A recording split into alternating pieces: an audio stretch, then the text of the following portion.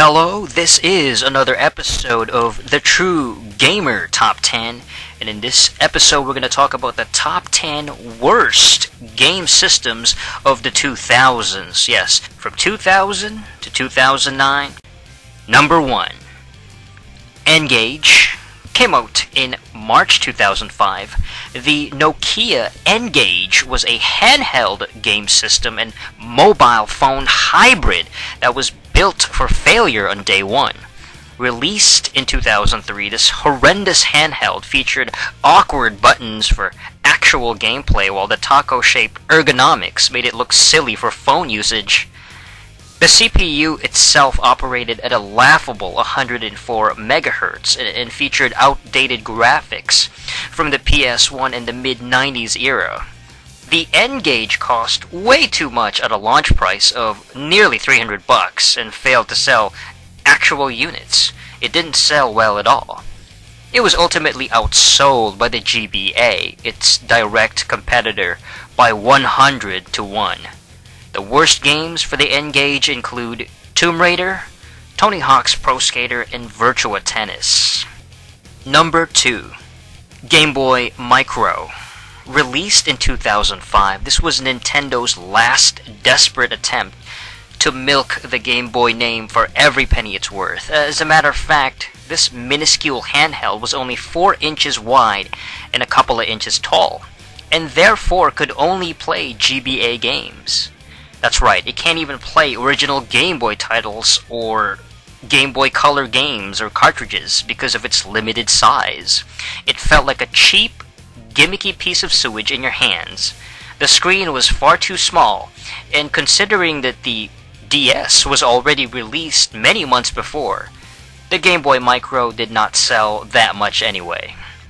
Its worst games include Kirby Nightmare in Dreamland, Mario and Luigi Superstar Saga, and Pokemon Emerald. Coming in at number 3, Nintendo GameCube. The 6th gen headed the early mid-2000s in gaming, and Nintendo, as usual, lagged far behind.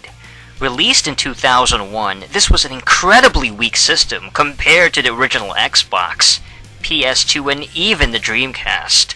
One of the main problems was the smaller optical GameCube game discs, which were like mini DVDs and could only fit around 1.5 gigs of memory compared to the regular 4.7 gigs DVD of the PS2 and the Xbox. It was ugly and shaped like a purple toy box, and the controllers, they sucked major dinosaur testicles. And overall, it just sold very few units. Not a good system, horribly crappy, terrible design. The worst games for the GameCube include Super Smash Bros. Melee, Resident Evil 4, and Eternal Darkness Sanity's Requiem. Coming in at number 4 is Nintendo Wii. Yes, the Wii came out in late '06. It was essentially just a GameCube with motion sensors, really. The Wii was aesthetically more appealing than the box cube. The Wii still used standard resolution, had no HD. It was embarrassing, man. Especially by 2007. The motion controls themselves were just a blatant ripoff of the Zavix port from 2004. Yes, an actual console called Zavix port. That one used wireless controllers and sports equipment years before the Wii ever had Wii Sports and motion sensors. The Wii was also dubbed the least played system of the 7th gen. That's right, the 7th generation, the least played system because it's simplistic casual games. Had no third-party support. Just a terrible, garbage Nintendo type of console. The worst games include Pokemon Battle Revolution, Animal Crossing City Folk, and Super Paper Mario. Awful.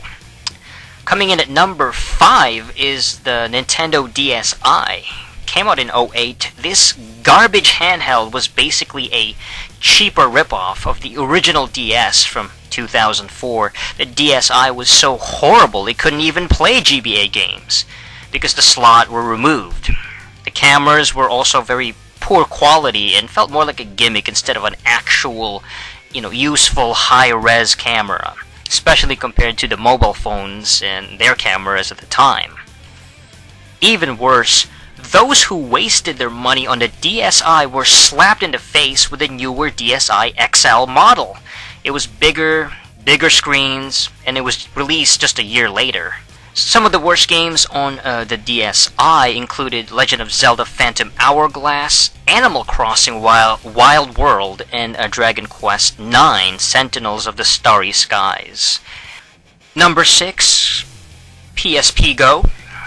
If Nintendo had the DSi, then Sony had the PSP Go. Basically a crappier version of the original PSP handhelds.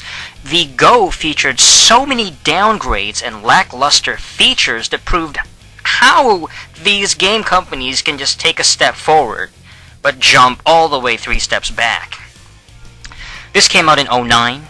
The PSP Go basically took out the UMD drives, which was required to play the actual physical game discs, and forces the owners to download and buy the games from the PS Store. The rechargeable battery was also screwed down. It was taped under the warranty, so you couldn't really take it out unless you want to void the warranty, and it had poor sales, lack of interest. The PSP just faded into obscurity. The PSP Go was ultimately the final nail in the coffin. The worst games included the Crisis Core Final Fantasy VII, The City of Final Fantasy, and Monster Hunter Freedom Unite. Number 7, PS3. Yes, the PlayStation 3. This was originally released in late 2006. The PS3 has gone through several versions, including the Slim in 2009, the Super Slim in 2012. However, every single model had its share of problems. It had a yellow light of death, constant in-game glitches and freezing issues, lack of BC backward compatibility, the removal of the other OS options, the PSN hacking issues. The PS3 also suffered from a lack of quality games early on, so it had no killer apps or anything like that. And they usually had inferior ports of third-party games such as Fear, Lost Planet, Skyrim, and the Orange Box. Its worst games include GTA 5, Little Big Planet 2, and The Last of Us. Number 8 is the Xbox. The original Xbox came out in late 2001. The Microsoft's original console was finally discontinued in May 2008. It's not a very long lifespan, really. If you think about it, it's the most underachieving console of the 6th generation. Yeah, the Xbox had originally technically higher specs and stronger. It was a stronger system compared to its counterparts at the time. Unfortunately, it was just missing good games. It did not have a strong library. Its controllers were so bad. They were overtly large controllers, cumbersome. Even the smaller S model was still big, way too big. The Xbox Live service was a waste of time and money, and it really only worked with broadband, so Xbox Live, more like Xbox. Terrible. The worst games included Shenmue 2, Marvel vs. Capcom 2, and Jade Empire. Xbox failed. Coming in at number 9, Xbox 360. This had the Red Ring of Death. The Red Ring of Death, the Red Ring of Death, the Red Ring of Death, and the Red Ring of Death.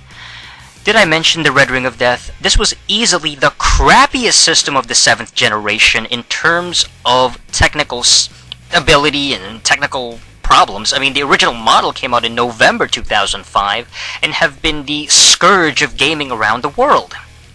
With its consistent failure rates, impractical AA batteries for controllers, archaic DVD function instead of Blu-ray, useless Kinect games, and an overall sense of fragility and unreliability, the 360 will go down as the highest selling piece of garbage alongside Justin Bieber's albums and John Cena's t-shirts. Its worst games include Gears of War 2, Dead or Alive 4, and Minecraft 360 version. And number 10, PS2. The PlayStation 2 came out in March 2000. The PS2 is the earliest system on this list. It's also by far the longest tenured system, and finally discontinued well after the decade ended. This was attributed not because of good games or quality, but rather the comparatively cheaper price of the PS2. Its multimedia features like the DVD, the music CD playback, and the backward compatibility with the original PS1 games. That's why it sold a lot. I mean, the PS2 had a lot of titles as well. You know, they were just crappier rip-offs of the 5th generation games from way back in the day. You know, you had RPGs, it had the racing games, the fighting games, the action-adventure games, the platforming 3D games, and all these older ports from the 90s. PS2 offered very little to no innovation on its own, and was also the weakest system of the 6th generation, clocking in an abysmal 294 MHz. The original Xbox was almost 2.5 times stronger than the PS2. It had a 733 MHz CPU, and even the GameCube was 485 MHz. The worst games on the PS2 include God of War 2, Tekken Tag Tournament, and Final Fantasy X. And that's it for the top 10 worst consoles of the 2000s, and handhelds as well. The gaming systems, the worst gaming systems of the 2000s. An awful decade, and these are definitely the most terrible. If you look back on it, they're not worth it. They're completely inferior compared to, I mean, look at the modern systems now. They're way better games now, way more powerful technically, stronger systems, better graphics. Everything is much better now compared to the 2000s. I mean, talk about the dark ages of gaming if you think about it. And, I mean, this is the true gamer, you know. This is a true gamer top 10 list. That's what being a true gamer is about. It's understanding what sucks and what is a complete flop. And if you listen to this list, that's what it means to be a true gamer. Not a, you know, pathetic poser, wannabe, failed, you know, wannabe gamer that doesn't know nothing about games. If you like these systems, you're not a true gamer. Believe me. The True Gamer Top 10 is created, performed, and produced by the Review Space channel. Please check him out on youtube.com/thereviewspace. Thank you. Until next time.